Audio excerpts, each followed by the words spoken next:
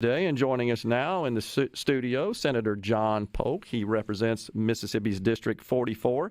That includes Lamar and Pearl River counties. He's the chair of the Accountability, Efficiency, and Transparency Committee, vice chair of Appropriations, and now the chair of the American Rescue Plan Senate Subcommittee.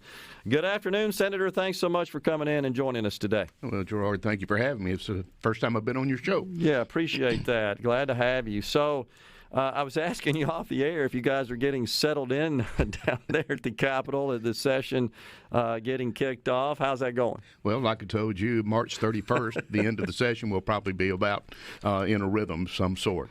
The first week is always hectic. Yeah. Second week is even worse. Yeah.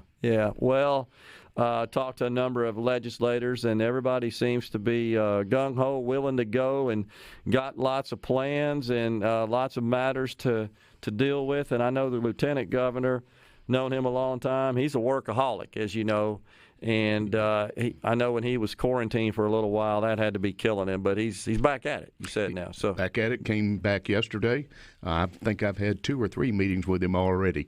He does not let grass grow under the feet. No, sir, he does not. I can speak from personal experience. That's great. All right, so so across this spectrum of committees, let's start with the ARPA money, $1.8 billion that the state of Mississippi is receiving from that program.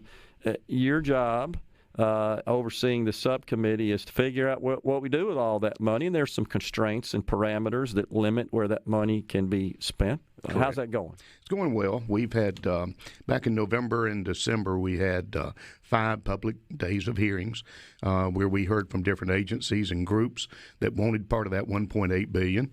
And then, since then, we've been getting together as a subcommittee, discussing our priority list. I thought that was the first thing we need to do, is prioritize the areas that we felt like these funds needed to be spent.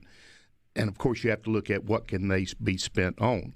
They cannot be spent on roads and bridges, which is one of the most necessary things and needful things we have right now.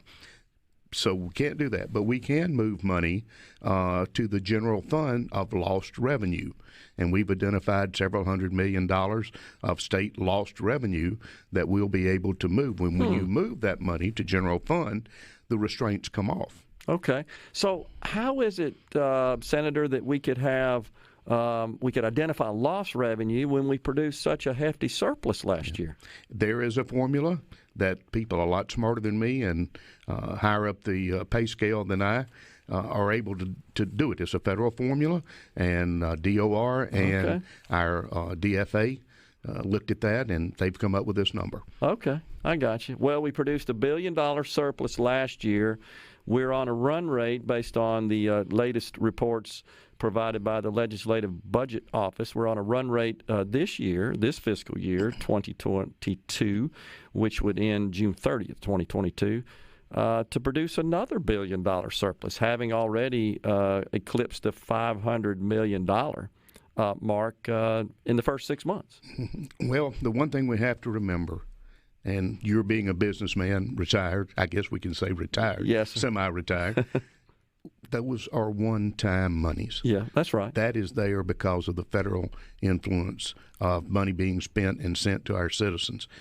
When that goes away, it goes away, and we do not need to be in a position to where that money needs to be there again. Yeah. We need to look at it as one-time funds. I totally agree and applaud you for approaching it from that perspective, because it's a recipe for economic failure in the private sector when you start trying to make long-term recurring expenses and even capital investments when you've got one-time revenue.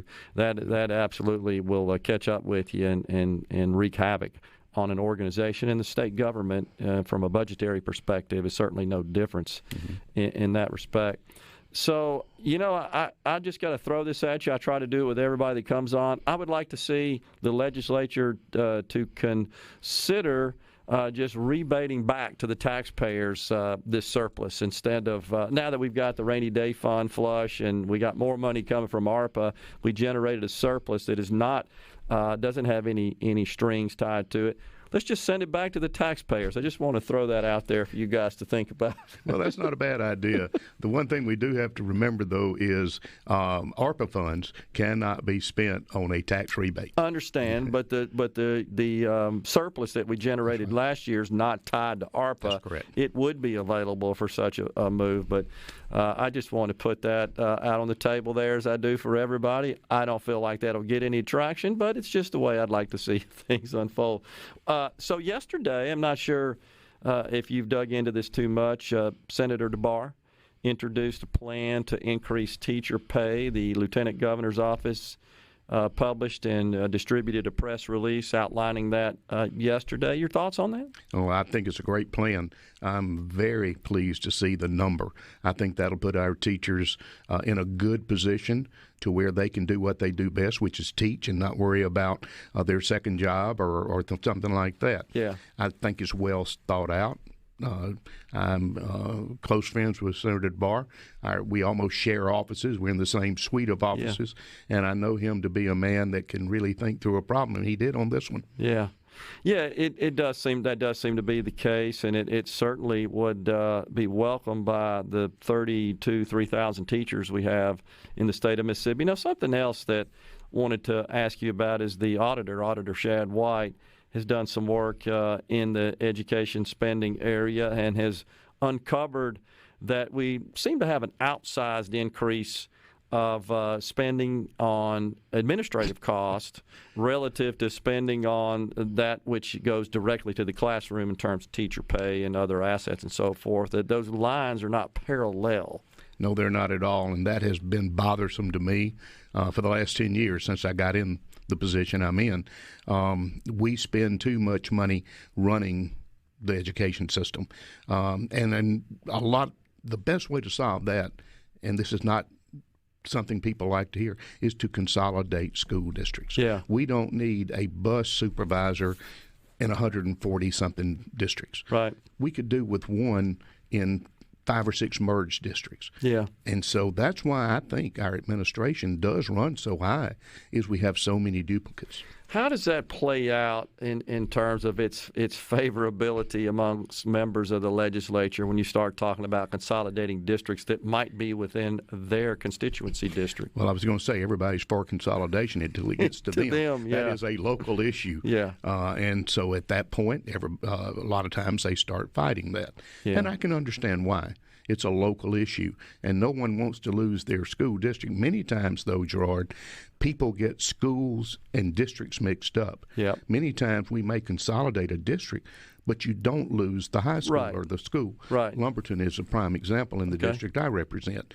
We combined Lumberton School District and the Lamar School District, but everybody was afraid we were going to close the Lumberton High School. Right. We did not. Yeah. The district did not, and it's thriving right now. It gets kind of dicey, of course, when you start consolidating, much like it does in the private sector when you combine two companies and you seek perhaps to eliminate some duplicative resources. That gets dicey. Who stays, who goes, and which resources come from which district, and you know how complicated. And then there's school boards you got to deal with. Not saying it can't be done, and would support that where it makes sense. I think there are some really large districts where I'm not sure it would make sense. But certainly in some of the more sparsely populated areas of the state, it does make sense. Well, one thing I did look at when we were looking at consolidation several years ago, we did a lot of it. Gwinnett County in Georgia, yeah. Their school district is 450,000 students. Huge. One district. Yeah. That's bigger than the state of Mississippi almost as far as student population goes. Yeah. Yeah, but then it becomes a matter of, okay, well, how much back office and administrative infrastructure do you need to run a 450,000 student district? It's not exactly, well, we can just dump all of these schools into this district and keep the back office the same. That's not exactly. Have to grow. Yeah, there's some issues there. One thing I'd like to see that I think is certainly relevant to your committee, though, is it is my understanding, Senator, that there are districts that produce A ratings that operate with less overhead and have less administrative expenses than some that produce F ratings. Can't the F folks look at what the A folks are doing and emulate that? I agree. But, one of the things that I think is key to good schools are parental involvement. Totally agree. And if in some of these districts that are Fs you look, I don't think you see the parental involvement that you wished you would. Good point. Can you hang around? Sure. All right, we got Senator John Polk in the studio here on Midday. Stay with us. We'll be right back. We've got Senator John Polk in the studio. So, Senator, what do you see as some of the high-profile legislation you expect for the accountability, efficiency, and transparency committees to be dealing with this year? Committee to be dealing with. Right. Well, I haven't seen many of the bills yet. I will end up the committee that we have usually ends up between 130 and 140 bills between the House and Senate. And at that point, it kind of becomes a numbers game. Yeah. You can't pass out 130 bills. Now, they're all good bills usually, but you just can't do it. I think we're going to see some some bills looking at maybe the superintendent of education salary. I think you're going to be seeing a move to try to consolidate some the way that the governor gets to appoint directors of agencies. I think some of that is a little bit of an antiquated system that we may look at. Yeah. But the proof will be out there somewhere, and I can assure you it's something we're not even thinking of yet. It's going to be the big issue. That's probably right. I think you've got enough experience to know that's probably how this always works out. Every year. Yeah. I think you've got some support over in the House for the appointment process as well. I know Representative Trey Lamar is one that favors some reform there. Right. We have a lot of appointments that have to be done by advisory groups that get a list of 2 or 3 names, give them to the governor. Governor appoints from that list. I'm not sure that's the best way to do it. The archives and history, for instance, I deal with it particularly. They are kind of self-perpetuating. Yeah. They name their own members, and, of course, the Senate has to approve them, but they are named by the committee. I'm a Baptist. I belong to a Baptist church, and I remember we had self-perpetuating committees all over the place. That's what they do, isn't it? I mean, that's the first order of business. Keep this thing going. Keep it going. Yeah, I get it. Well, it'll be interesting. And, Representative Zuber was just in the studio, and he's talking about just trying to trim the legislative process, maybe meet biennially or if we meet annually, don't every other year give legislators the opportunity to file bills and take up legislation. What would you think about that? That has been looked at and talked about, and I really don't have a problem with it. I think the best model I've heard is do a 2-year budget and do that every other year, and then the next year would be general bill budget. I mean, general bill statute. And that's exactly what Representative Zuber said. Do you think there's broad support for that model in the Senate? I haven't heard much about it. I would say if we started talking about it enough, there might be some support. Okay. Have you got any legislation you personally intend to file this year that I can ask you about? I've got 2 or 3 bills. The one that I think may be the most unique is I think it's time for Mississippi to face the gambling laws a little bit different, the gaming laws. Yeah. And by that, I think it's time for some of the interior counties to be able to look at possibly getting some of the tax revenue generated in their local communities. So I'm introducing a bill this year that will say that any airport in Mississippi that has scheduled passenger service will be able and allowed to have slot machines. And they will be able to take the revenue from those slot machines and apply it back into their airports. Who would operate the slot machines as you envision? Well, the Gaming Commission, of course, would oversee as they do, but the board of the airport would be actually the, quote, owner or manager of the facility. We look like Las Vegas. Well, that's the way. That's kind of what I'm thinking about. Okay, yeah, you that's get where off the plane in Las Vegas 30 years ago. Yeah, I mean, you don't step off the plane. There's a slot machine facing you right there in Las Vegas, right? That's right. You know you're in Vegas, right? And we're now a tourism state. We focus on gaming as one of the primary tourism attractions we have. So let's put it right there where when they get off the plane, here we are. Yeah. You can do it. Is there, you talked to the airport authorities about this? Are they in support of it? I have not talked to them. I thought I would throw it out there and just see what happens. Awesome. Glad. So is this the first time you've mentioned it publicly then? It is. Okay, that's awesome. Glad to have you do that on the show. All right, what else you got going on, you think? That's really it, except for one thing to clean up a bill. I have a big proponent of reverse auction purchasing. Okay. And last year, the code section got open to try to fix a problem that was in the reverse auction. And in doing so, the bill was written, and nobody is supposed to be using reverse auctions now on the local levels. I'm introducing a bill to make sure that a county or agency that wants to use reverse auction still can. Okay. Yeah, I would just, as a vendor, on the vendor side, I would just caution to exercise some degree of care there, because there are certain products and services that, if purchased through a reverse auction model, might not yield the best value and outcome to the taxpayers. And that's what we were trying to fix last year. And it got out of hand, and unbeknownst to me, the entire process got nixed. Okay, yeah, so good. So think through that carefully, and sort of where it might make sense and where it apply. But the thing, Senator, that I have been crusading on for a number of years are these personal services statutes, which allow procurement of certain services without competitive bidding. And this is going on, I would say it's more prevalent at the local, municipal, and county level, where there's cronyism going on, and supervisors just gather up, and they're going to purchase engineering services, accounting services, insurance services, others that qualify under the no-bid statutes. And they just, throw a name out there, and they vote on it. No procurement, no bid, no RFP.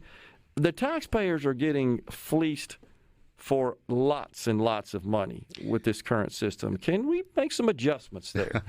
Well, I don't know if you remember or not, Chairman Jerry Turner, who was my counterpart several years in the House, he and I worked on and passed a bill in 2017 that revamped a lot of the laws in Mississippi regarding purchasing. Okay. Some of those went into effect. And what's happened now is we still see where there are loops around of what we did, and we've got to go in. My new cohort over in the House, Randy Boyd, and I will have to look at that one day. Okay, it's still happening. You can go to any public meeting supervisors or cities have, and they'll procure professional services that meet those no bid standards, and just do it based on whoever they want without any competitive bidding. And I don't think there's a dollar that should be spent of taxpayer money that's not somehow competitively bid. I don't care if it's legal services, accounting, engineering, what have you. I know the services my company provided, information technologies, did not qualify for the no bid. Every dime we ever sold was competitively bid. The same standard ought to be applied. Well, one thing you need to look, and I'll have to look at the law to make sure I'm correct here, but engineers and attorneys, price cannot be a consideration in the beginning. It has to be quality of work. Yeah, that's wrong, in my opinion. Yeah. No, price ought to weigh in it. Yeah. It is possible to administer properly formed and structured competitive bidding procedures, even to procure legal and engineering services where price is a factor. Right. It's absolutely possible. We did it at the Mississippi Lottery Corporation. Mm-hmm. We even selected our bank with a competitive bid. Mm-hmm. As you should. Right, and we did that. So it's definitely possible. I think we kind of created a model that hopefully we could see replicated.